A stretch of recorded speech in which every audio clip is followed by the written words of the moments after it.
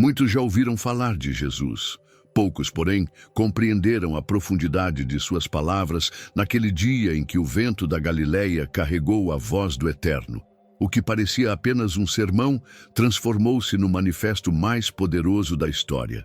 Um chamado para viver o reino de dentro para fora. Naquele monte, o filho do carpinteiro ergueu a voz e redefiniu o sentido de felicidade, sucesso e propósito espiritual. A multidão o seguia em busca de milagres, mas encontrou algo maior, uma revolução na alma. Jesus não falou sobre riquezas, mas sobre pureza. Não prometeu facilidades, mas plenitude. Cada frase era uma chama acesa na consciência, revelando que o verdadeiro poder não está em dominar, mas em servir. O Sermão do Monte não foi um discurso para ser admirado. Foi um código divino para ser vivido. E talvez você também tenha chegado até aqui procurando respostas, tentando entender por que a vida, mesmo cheia de conquistas, ainda parece vazia. O que Jesus disse naquele monte continua ecoando hoje, sussurrando o mesmo convite. Volte à essência, busque o reino, descubra o sentido da eternidade. Porque quem ouve essas palavras e as pratica, nunca mais é o mesmo. O sol nascia sobre a Galileia como uma lâmpada acesa no altar do céu. O murmúrio do mar se misturava ao som das multidões que seguiam aquele homem simples, o filho de um carpinteiro. Mas, ao abrir a boca, sua voz fez calar até o vento. Naquele instante, algo mudou no ar. Não era apenas um pregador que falava. Era o próprio Filho de Deus, revelando o segredo da verdadeira grandeza. E cada palavra que caía sobre o monte soava como um eco do trono eterno. Jesus olhou para o povo, homens e mulheres marcados pelo cansaço, e seus olhos refletiam ternura e autoridade. Ali, o conceito de sucesso seria reescrito.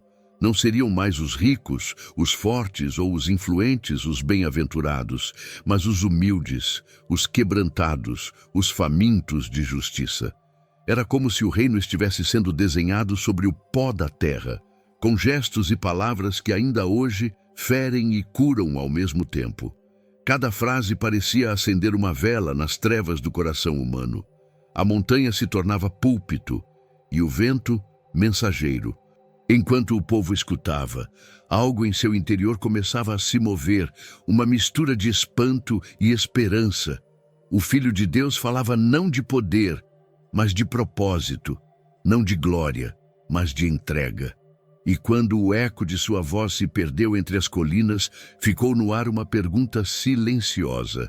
Quem realmente é feliz aos olhos de Deus? Era o prelúdio de uma revolução espiritual que logo se desdobraria nas bem-aventuranças. Você já se sentiu perdido, desconectado de quem realmente é, e sem saber qual o plano de Deus para a sua vida? A verdade é que você não está aqui por acaso. Deus tem um propósito para você, e eu quero te ajudar a descobri-lo. Por isso, criei 3 e-books que vão transformar sua jornada com Deus. Clique no link no comentário fixado e comece sua transformação agora. O silêncio ainda pairava quando Jesus começou a pronunciar palavras que pareciam vir de outro mundo. Bem-aventurados os pobres de espírito, disse, e muitos se entreolharam confusos. Como poderia haver bênção na humildade, consolo no pranto ou força na mansidão? Mas Jesus falava de um reino invertido, onde o poder nasce da entrega e a glória floresce no chão da dor. Cada bem-aventurança era como uma chave abrindo portas ocultas do coração humano. Aos que choravam, ele prometeu consolo, aos mansos, herança, aos famintos de justiça, saciedade. Não eram palavras poéticas, mas convites à transformação. Quem se reconhecia frágil, encontrava refúgio. Quem perdoava, descobria a liberdade. Quem guardava pureza no coração, via Deus nas entrelinhas da vida. O reino que ele descrevia não estava em templos de pedra, mas dentro de quem se deixasse moldar pela graça. Era o princípio de uma nova humanidade. E, no entanto, suas palavras também traziam advertência. Os perseguidos por causa da justiça não seriam esquecidos. Haveria recompensa no céu para quem permanecesse fiel, mesmo em meio à dor. Jesus não prometeu facilidade, prometeu sentido. Não ofereceu aplausos, mas eternidade. Cada promessa parecia acender uma chama secreta em quem o ouvia. E assim, entre lágrimas e esperança, o povo começou a entender que o verdadeiro tesouro estava na alma, e não no ouro. Mas havia ainda um chamado maior: viver o que se ouvia, tornar-se parte viva desse reino. Gostou do conteúdo e ele fez diferença para você? Clique no Valeu Demais e apoie nosso trabalho. Jesus ergueu os olhos e falou de forma simples, porém definitiva: vós sois o sal da terra. Não falava de tempero, mas de propósito. O sal preserva o que é bom, impede a corrupção, dá sentido ao que seria insípido. Assim deve ser o discípulo, alguém cuja presença impede que o mundo apodreça. Ser sal é manter viva a aliança com Deus, mesmo quando tudo ao redor parece perder sabor. É resistir à frieza, espalhar compaixão e curar feridas invisíveis. Em seguida ele acrescentou: vós sois a luz do mundo. Como a chama de uma vela que vence a sombra, o discípulo é chamado a ser visível, não por vaidade, mas por propósito. Uma fé escondida não ilumina ninguém. A luz que vem de Deus não é para ser guardada, mas refletida. Jesus ensinava que cada gesto de amor, cada perdão, cada palavra justa é uma centelha divina acesa em meio ao caos. O mundo precisa dessa claridade que só a presença de Cristo pode oferecer. E enquanto o povo o ouvia, compreendia que seguir Jesus não era apenas crer, mas ser. Ser testemunha, influência, presença que transforma. O sal que preserva e a luz que guia são duas faces da mesma missão: manifestar a glória de Deus em tudo o que se faz. Mas o mestre ainda guardava algo mais profundo, um ensinamento que ligava o passado da lei ao futuro da graça. Quando Jesus falou sobre a lei, muitos esperaram que ele a rejeitasse, mas suas palavras foram outra revelação. Não vinha abolir a lei nem os profetas, mas cumpri-los. Ele não veio apagar o que fora dito, mas revelar o coração por trás dos mandamentos. O povo conhecia regras, mas havia perdido o sentido da obediência. A justiça de Deus não é apenas obediência cega, é pureza de intenção. Jesus mostrou que a santidade não começa nas mãos, mas no coração. Os fariseus se orgulhavam de suas práticas, mas Jesus desnudava a hipocrisia de uma fé sem alma. A verdadeira justiça, dizia ele, deve ser maior que a dos escribas, porque nasce do amor. Cumprir a lei é mais do que evitar o erro, é amar o bem. Ele transformou mandamentos em comunhão, ritos em relacionamento. O que antes era peso, agora se tornava caminho de liberdade. A letra isolada da lei matava. O espírito, porém, dava vida. Cada palavra de Jesus era como uma lâmpada acesa no deserto da religião fria. Ele chamava os discípulos a mergulhar mais fundo, a ver que o reino não se conquista com aparências, mas com rendição. A lei não era o fim, era o espelho que apontava para a cruz. E quem o escutava percebia: seguir a Cristo seria mais do que obedecer, seria permitir que a vontade do Pai transformasse o íntimo da alma. Ainda assim, ele iria mais longe, mostrando que até os mandamentos antigos escondiam dimensões invisíveis. Jesus olhou para a multidão e tocou nas feridas mais secretas do coração humano. Falou da ira, não como explosão momentânea, mas como veneno que se acumula em silêncio. Todo aquele que se enoja de seu irmão será culpado de juízo, disse, revelando que o homicídio começa nas sombras da alma. A reconciliação, então, tornou-se prioridade, mais urgente que qualquer rito, mais santa que qualquer oferta. Deus não quer mãos levantadas sem perdão no coração. Depois, o mestre levou o olhar ainda mais fundo. Falou do adultério, não apenas como ato, mas como desejo cultivado. O pecado, disse ele, nasce primeiro na imaginação. A pureza verdadeira não é aparência, mas escolha diária. E sobre o divórcio, lembrou que o casamento é pacto, não contrato, uma aliança selada diante de Deus, reflexo do amor fiel que ele tem por seu povo. Cada palavra de Jesus parecia cortar e, ao mesmo tempo, curar. Essas revelações mostravam que o reino não se edifica com regras, mas com transformação interior. O homem que domina o gesto, mas não o pensamento, ainda está distante da santidade. Jesus não veio reformar costumes, veio regenerar corações. Ele ensinava que o pecado é semente antes de ser fruto e que só o arrependimento genuíno pode arrancá-la. Suas palavras ecoavam como trovão e consolo. Sede santos, como vosso Pai é santo. E o povo, atônito, começava a perceber que amar seria o próximo passo. Quando Jesus falou do amor, o vento pareceu cessar. Ele não se referia apenas ao amor fácil, aos amigos ou àqueles que retribuem. Amai os vossos inimigos, disse, e a multidão se agitou. Era um mandamento que desafiava a natureza humana, pois exigia misericórdia, onde o instinto pede vingança. Orar por quem persegue é um ato de coragem espiritual. É colocar a alma acima do orgulho e permitir que Deus seja o juiz. Esse amor não nasce de esforço humano, mas de uma fonte divina. É o mesmo amor que o Pai demonstrou ao fazer nascer o sol sobre justos e injustos, que enviou Jesus para morrer por quem ainda o negava. Amar o inimigo é espelhar o caráter do céu na terra. Quando o discípulo perdoa, ele se torna semelhante ao Pai e o reino se manifesta. É a cruz, em forma de gesto, o Gólgota vivido no cotidiano das relações. Jesus mostrava que o amor não é sentimento, é decisão. É olhar o ofensor e enxergar uma alma que Deus ainda quer redimir. É vencer o mal com o bem, transformar o ódio em intercessão. Esse é o amor que salva, que quebra correntes, que restaura famílias e reconstrói o que parecia perdido. Mas para que esse amor floresça, é preciso uma fé viva, escondida no secreto da alma. Uma fé que se revela nas práticas sinceras da vida espiritual. Jesus advertiu: guardai-vos de praticar a vossa justiça diante dos homens para serdes vistos por eles.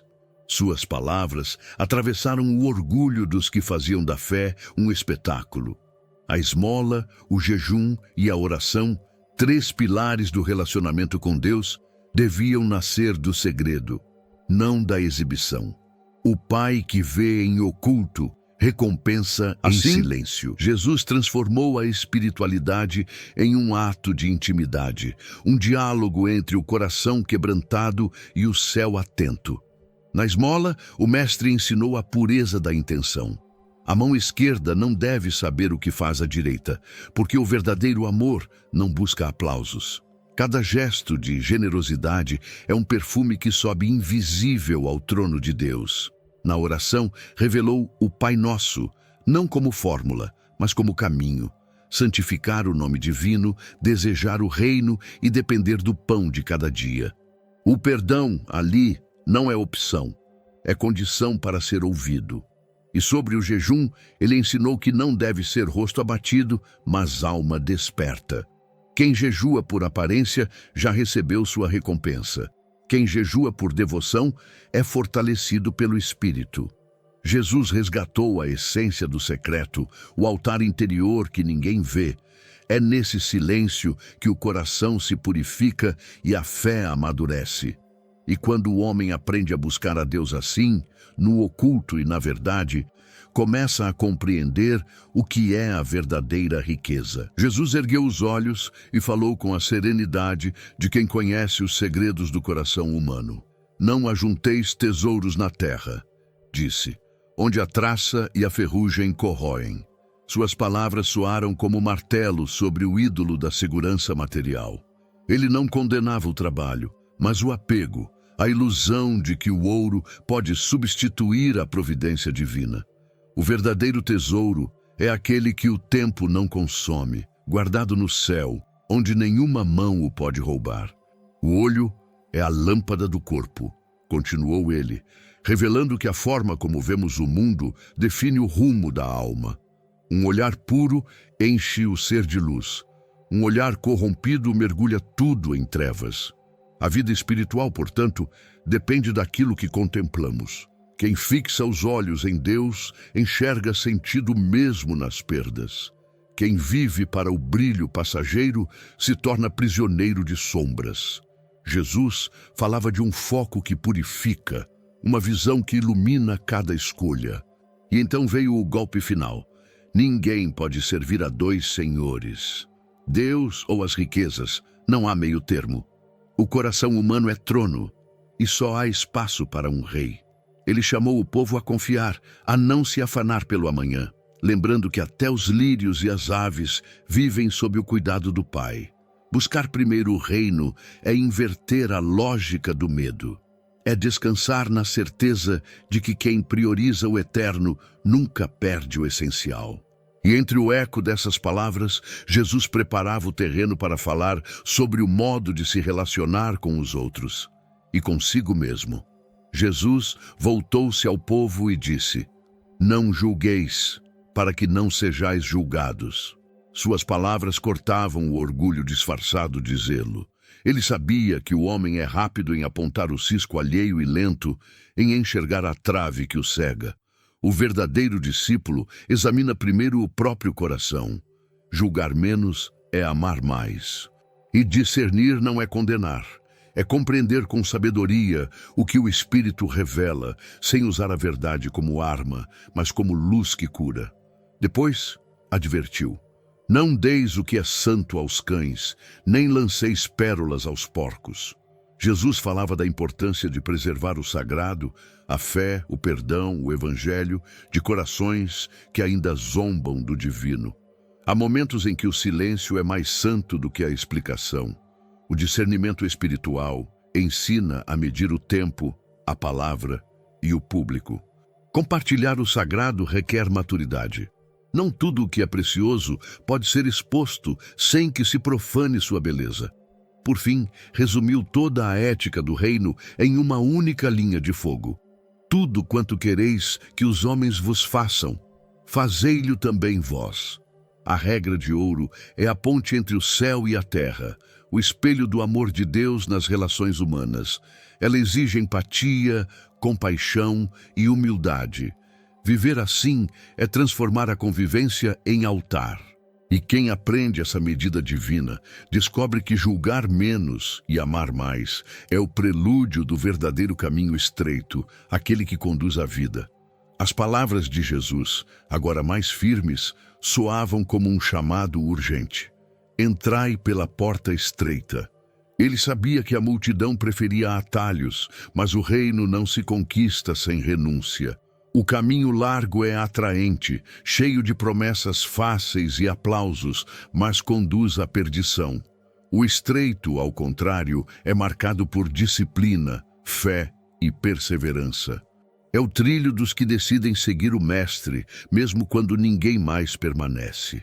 O caminho estreito não é castigo, é proteção. Nele, o homem é purificado, aprende a andar leve, desprendido de pesos inúteis. É o caminho das escolhas silenciosas, da obediência quando ninguém observa, do perdão quando o orgulho grita. Jesus ensinava que a verdadeira liberdade nasce da obediência e que a felicidade eterna é fruto da fidelidade no deserto. O caminho estreito exige coragem, mas conduz a um destino de paz. Poucos o encontram, dizia ele, porque poucos estão dispostos a morrer para si mesmos. A porta estreita simboliza o coração rendido, onde só o essencial pode passar. A fé, o arrependimento, a entrega. Todo o resto fica do lado de fora. Seguir por ela é caminhar contra a corrente, é escolher o invisível sobre o imediato. E enquanto o povo o ouvia, compreendia que a jornada do reino não termina na escolha do caminho, mas na vigilância constante, pois há falsos guias que também falam em nome da luz. Jesus ergueu a voz e alertou: "Guardai-vos dos falsos profetas, que vêm a vós vestidos de ovelhas, mas por dentro são lobos vorazes." Suas palavras ecoaram como um trovão entre as colinas. O mestre sabia que muitos seriam enganados por discursos doces e aparências piedosas. Os falsos guias não se reconhecem pela eloquência, mas pelos frutos. Uma árvore se conhece pelo que produz, e toda palavra que não gera arrependimento, serviço e amor é fruto apodrecido. Ele expôs a verdade com uma clareza que feriu e libertou. Muitos usam o nome de Deus para erguer tronos pessoais, para buscar glória onde deveria haver humildade. Mas o reino não é mercado de promessas, é campo de colheita espiritual. O coração do verdadeiro profeta não busca aplausos, busca obediência. Ele fala quando o céu ordena e cala quando o silêncio é mais santo. O discernimento é a espada do discípulo, não para ferir, mas para separar o verdadeiro do falso. Jesus concluiu dizendo que toda árvore que não dá bom fruto será cortada e lançada ao fogo. Era uma imagem dura, mas necessária. O amor de Deus é também justiça. Ele não permite que a mentira floresça indefinidamente. O discípulo fiel deve examinar não segundo as aparências, mas pelo Espírito. Assim, quem permanece na verdade não será confundido. E enquanto essas palavras caíam sobre o povo, Jesus preparava o coração deles para a advertência mais pessoal. Que a fé não fosse apenas palavra, mas vida. Jesus fitou o povo e disse: nem todo o que me diz, Senhor, Senhor, entrará no reino dos céus, mas aquele que faz a vontade de meu Pai. Suas palavras soaram como espelho diante de cada alma. Ele expunha a diferença entre falar e viver, entre crer de boca e obedecer de coração. Muitos usariam seu nome, fariam milagres, pregariam com fervor, mas sem comunhão verdadeira. A fé que não gera obediência é como lâmpada sem óleo. Parece brilhar, mas logo se apaga. O verdadeiro conhecimento de Cristo não é intelectual, é relacional. Não basta saber sobre ele, é preciso conhecê-lo. Jesus buscava corações rendidos, não reputações religiosas. Fazer a vontade do Pai significa viver em harmonia com o que o céu deseja. É deixar que cada decisão revele um eco de amor, cada atitude, um reflexo do caráter divino. O discípulo autêntico não vive para ser visto, vive para agradar a Deus. E assim, a multidão começou a entender que seguir a Jesus não era uma experiência mística passageira, mas um compromisso diário. A fé genuína se prova nas escolhas silenciosas, nas renúncias que ninguém vê, nas lágrimas que se transformam em oração. É ali que o reino se manifesta, no cotidiano consagrado, nas intenções puras. E quando o mestre terminou de falar, o ar ficou suspenso. Havia uma última imagem a revelar, uma parábola que gravaria tudo isso na alma dos que o ouviam. Jesus então contou: todo aquele que ouve estas minhas palavras e as pratica é como o homem prudente que edificou a casa sobre a rocha. A multidão o escutava em silêncio, sentindo o peso e a beleza da metáfora. A rocha era mais que um fundamento, era ele próprio. Construir sobre a rocha é viver enraizado na obediência, firmar o coração na palavra, mesmo quando os ventos contrários sopram. E eles sempre sopram. A chuva cai, os rios transbordam, os ventos batem, mas a casa que tem Cristo como base permanece. Essa é a diferença entre ouvir e praticar. Muitos admiram o Evangelho, poucos o aplicam. O homem sábio cava fundo, elimina o que é frágil e constrói sobre o eterno. Já o insensato ergue sua casa sobre a areia. Palavras sem ação, fé sem frutos, aparência sem raiz. E quando vêm as provações, tudo desaba, revelando em que terreno cada um edificou sua alma. As palavras de Jesus não eram um simples conselho, eram juízo e misericórdia em um mesmo tom. A rocha não impede a tempestade, mas garante que o coração não se desfaça nela. Cada discípulo entendeu, naquele instante, que o verdadeiro alicerce não é religião, é relacionamento. Ouvir é o início, obedecer é a prova. E enquanto as últimas notas do vento cruzavam o monte, Jesus preparava o desfecho de seu sermão, um chamado direto à decisão, um convite a viver o que se ouviu. Quando o eco das últimas palavras se dissipou entre as colinas, Jesus permaneceu em silêncio por um instante. Aquele silêncio não era vazio, era sagrado, como se o próprio céu aguardasse a resposta do coração humano. Ele havia semeado princípios eternos: humildade, amor, justiça, perdão e fé viva. Agora, o convite era simples e absoluto: viver o que se ouviu. A mensagem do Sermão do Monte não era teoria, era transformação. Jesus olhou para o povo e viu em cada rosto uma história diferente. Pescadores cansados, mães aflitas, jovens sedentos de sentido. A cada um deles, seu olhar dizia: segue-me. O reino não se manifesta em palavras bonitas, mas em atitudes que refletem o céu. O discípulo verdadeiro é aquele que decide agir, mesmo quando ninguém o observa. É aquele que ora em silêncio, perdoa em segredo, ama sem medida e caminha na fé quando tudo parece desabar. O Sermão do Monte não terminou naquela montanha. Ele continua em cada alma que decide ser luz em meio à escuridão. Jesus não chamou admiradores, chamou imitadores. O mesmo convite atravessa os séculos, chega até nós e pergunta: o que farás com o que ouviste? A mensagem permanece viva, esperando resposta. Porque o reino não é um sonho distante. É uma semente que começa a crescer quando alguém decide obedecer. As palavras de Jesus continuam vivas, atravessando séculos e alcançando corações cansados. O Sermão do Monte não foi apenas um momento da história, foi o nascimento de uma nova forma de existir. Cada bem-aventurança, cada advertência, cada promessa ainda fala àqueles que desejam um recomeço. E a pergunta permanece: você apenas ouviu ou está pronto para viver o que ele disse? Talvez seja hora de reconstruir sua casa sobre a rocha, de trocar a pressa pela fé, o medo pela confiança, a aparência pela verdade. As portas do reino continuam abertas, esperando por quem decide entrar pela vereda estreita. O chamado é pessoal, intransferível.